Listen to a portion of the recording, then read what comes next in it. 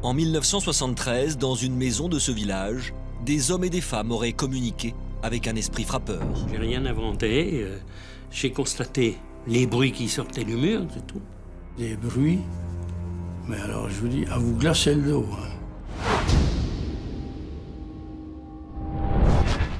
Commune de la Machine, à quelques kilomètres de Nevers. Les lieux semblent bien paisibles, mais en novembre 1973, un étonnant fait divers va troubler le calme apparent de ce petit village. L'histoire a commencé par des bruits qui circulaient en ville concernant, soi-disant, un enfant de la cité des Minimes qui entendait des coups assez forts frapper dans le mur de sa chambre. La petite maison de la cité minière devient très vite le centre de toutes les conversations.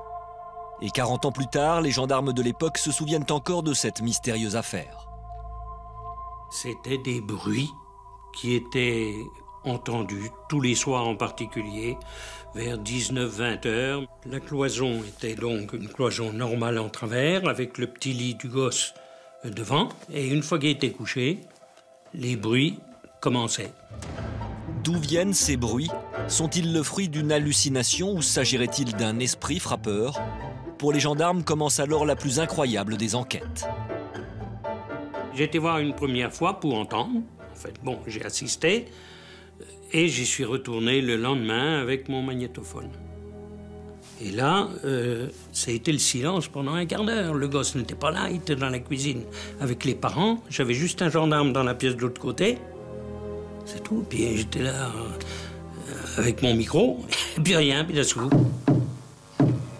Voici l'incroyable enregistrement que font les gendarmes. C'est impressionnant, ça vous marque.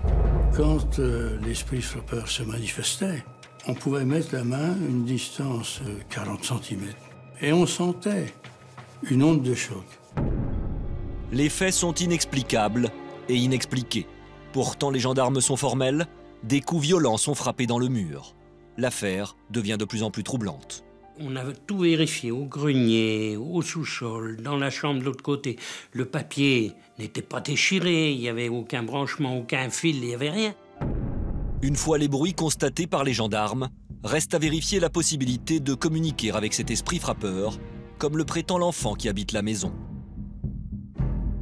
Je l'ai fait compter, j'ai fait dire s'il était là. Bon, si tu es là, tape un coup. Non, pas un coup. Je lui ai fait dire combien j'avais d'enfants.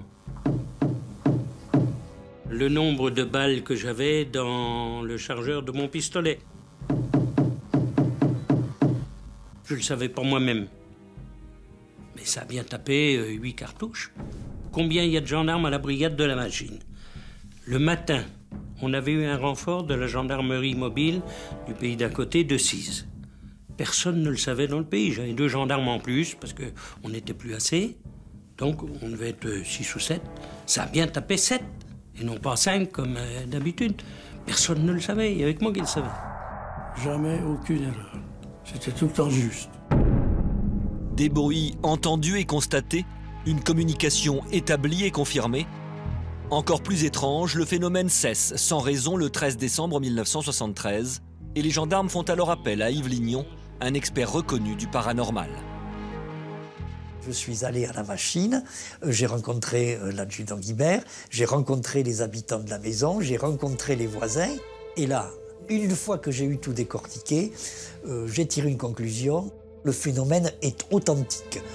Quand je dis authentique, c'est authentiquement paranormal. Et il n'y a pas d'explication banale du genre un farceur, une infiltration d'eau, non. Bon, c'est paranormal. Alors comment expliquer cette étrange affaire d'esprit frappeur? Plus de 30 ans après, il n'existe toujours aucune théorie scientifique qui permette de comprendre ce phénomène.